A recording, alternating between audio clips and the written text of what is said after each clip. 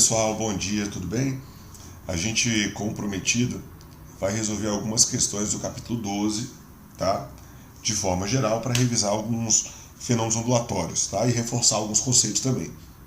Então eu escolhi aqui algumas questões, algumas delas teóricas, para que vocês relembrem os conceitos, e algumas delas de cálculo, tá bom? Para ajudar aí a tirar as dúvidas. Bom, capítulo 12, caderno de atividades da CME 4, tá bom? Vamos lá. A primeira questão que eu peguei aqui, gente, deixa eu pegar uma caneta aqui para facilitar aqui o rascunho com vocês. Bom, a primeira questão fala o seguinte: duas fontes sonoras, F1 e F2, emitem sons de 3.400 Hz em fase, ambas as fontes, tá? Um observador encontra-se a 40 metros da fonte F1 e a 50 metros da fonte F2. Assumindo que a velocidade do som no ar é de 340 metros por segundo, responda: qual o valor do comprimento de onda dessas ondas? Bom, se as duas fontes têm a mesma frequência e o som se propaga no ar com velocidade constante, o comprimento de onda ele vai ser o mesmo, certo? Então,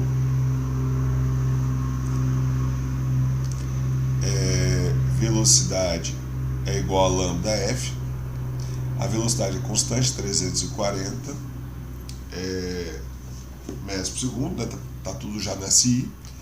Comprimento de onda eu quero descobrir, e a frequência 3.400 Hz. Passo 3.400 dividindo, vai ser 0,1 metro, certo? Bom, daqui a pouco a gente mostra o gabarito, porque eu deixei fixo, tá? Essa tarde. Bom, no instante, na distância F1 até o observador, cabem quantos desses comprimentos de onda? E na distância F2 até o observador cabem quantos? Bom, primeiro, se na distância F1 eu tenho 40 metros, se eu dividir 40 por 0,1, que é o tamanho de cada um, eu vou ter quantos comprimentos cabem nessa distância, correto? Que são 400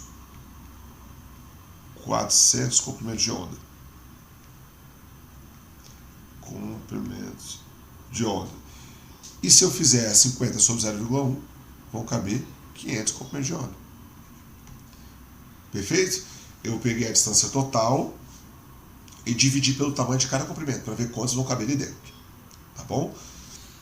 Se, na posição do observador, as ondas sofrem interferência construtiva ou totalmente destrutiva. Bom, primeiro, eu tenho ali um observador que se encontra a 40... Bom, vamos ver ali a condição para que haja interferência. Só relembrando, a diferença de caminho tem que ser o número vezes o comprimento de meios comprimentos de onda. A diferença de caminho entre eles é de 10 metros, porque uma das fontes, o som de uma das fontes tem que percorrer 10 metros a mais para chegar no observador. N, né, eu quero descobrir, vezes 0,1 sobre 2. Então passa para lá o 2, vai ficar 20 dividido por 0,1, é igual a N. Isso quer dizer que o N vale 200. 200 é par ou ímpar? Par. Então a interferência é construtiva. Já que a questão falou que eles estão em fase. Tudo bem, gente? Então é isso. Só separando aqui para ficar mais claro na hora de revisar a solução. Letra A, letra B e letra C. Ok? Vamos lá então. A questão 406, ela é uma questão que gera muita dúvida. Desde a época que ela caiu no Enem, né, que é de 2015, ela sempre gera muita dúvida. Então, eu peço que, se vocês não tiverem tentado, que tentem fazer depois, com calma, tá bom? Sem olhar a resposta, obviamente. Mas vamos lá, ó. Certos tipos de superfícies na natureza podem refletir luz de forma a gerar um efeito de arco-íris. Essa característica é conhecida como iridescência e ocorre por causa do fenômeno da interferência de película fina. A figura ilustra o esquema de uma fina camada iridescente de óleo sobre uma poça d'água. Parte do feixe da luz branca incidente, que é o feixe 1, reflete na interface ar-óleo e sofre inversão de fase. Atenção para a expressão inversão de fase e se torna o feixe 2. O que equivale a uma mudança de meio comprimento de onda, né? Quando você inverte a fase, é porque você mudou de crista para vara, ou vice-versa. A parte refratária do feixe incide na interface óleo-água e sofre reflexão sem inversão de fase. O observador indicado enxergará aquela região do filme com coloração equivalente à do comprimento de onda que sofre interferência completamente construtiva entre o feixe 2, que é o que refletiu logo em cima, e o feixe 5, que é o originário da reflexão lá embaixo. Mas essa condição só é possível para uma espessura mínima da película. Considere que o caminho percorrido em 3 e 4 corresponde ao dobro da espessura da película de óleo. Expressando em termos do comprimento de onda, qual é a espessura mínima da película? Gente, primeiro, o que ele falou foi o feixe 2 e o feixe 5. Se eles se coincidirem, a interferência tem que ser construtiva, certo? Se a interferência é construtiva e os feixes ficaram com inversão de fase, para dar interferência construtiva, o N tem que ser ímpar, correto? Primeira condição de equilíbrio. Então, de equilíbrio não, de interferência. Quando eu aplicar aquela equação, ΔD igual a N lambda sobre 2, o N tem que ser um número ímpar, tá? Qual é a diferença de caminho? Quem vai percorrer uma distância maior? O feixe 5. Qual é a distância maior que ele vai percorrer? Ele vai e volta dentro da camada de óleo. Ou seja, ele vai andar 2 vezes a espessura a mais. Porque ele anda a largura, né? A espessura da camada de óleo, ele anda na ida e anda na volta. Então o que o feixe 5 vai andar a mais? O dobro da camada de óleo. Bom, só que ele faz uma pergunta aqui, minuciosa.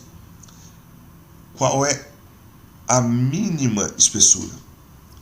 A mínima espessura me faz entender que eu tenho que pegar o menor N possível, certo? Porque se eu pegar N igual a 15, eu vou ter que ter uma distância bem maior. Então o menor N possível é o N ímpar, né? Menor ímpar possível é 1. Como eu quero descobrir a espessura, eu passo 2 dividindo, a espessura vai ser igual a lambda sobre 4. Percebam que, matematicamente falando, a questão é muito simples, mas toda a parte conceitual das condições de interferência é o que pega nessa questão. Tá bom, gente?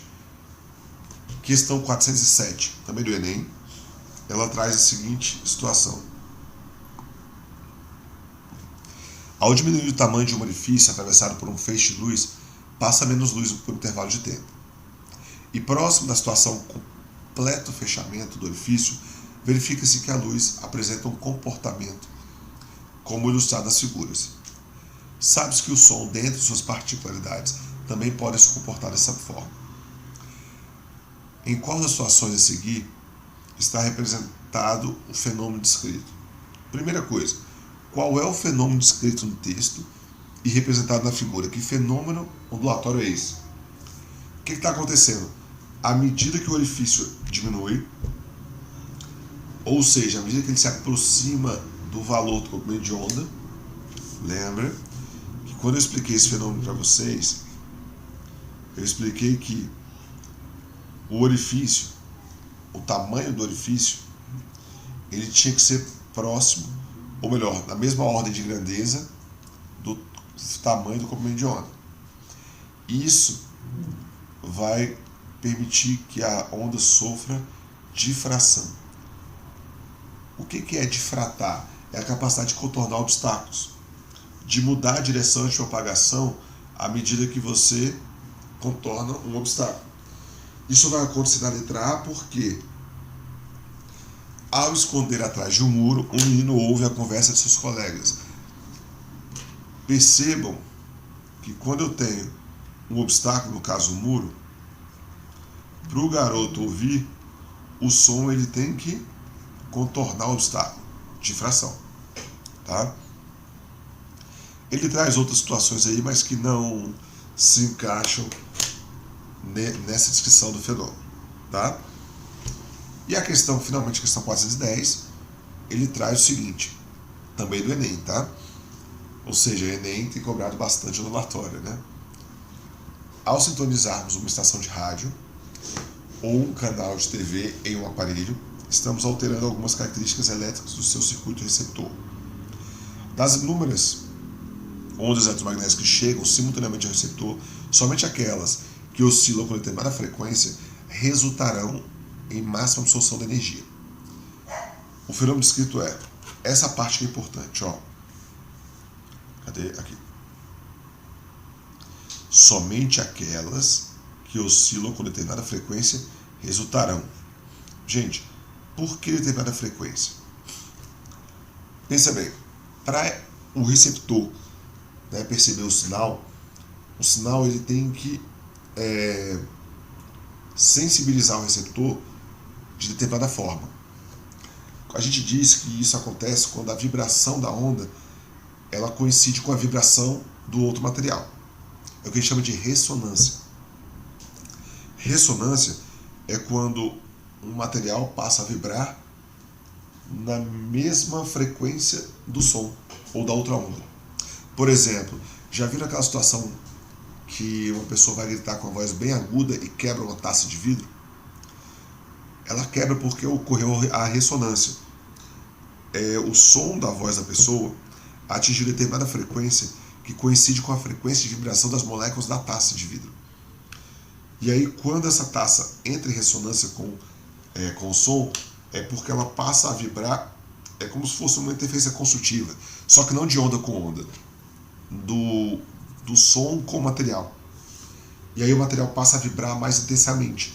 E quando ele passa a vibrar mais intensamente, porque ele recebeu um estímulo com uma frequência semelhante ou igual, chega uma hora que o material não resiste e quebra, tá? Então a resposta é ressonância. Difração é contornar o obstáculo, tá errado. Refração é mudar de meio, tá errado. Polarização é você filtrar a onda. Digamos que a onda vibra em várias direções. Quando você polariza, você diminui as direções de vibração, você meio que peneira a onda. Interferência é quando uma sobrepõe a outra, tá bom? Então é isso, pessoal. Espero ter ajudado. Façam as questões.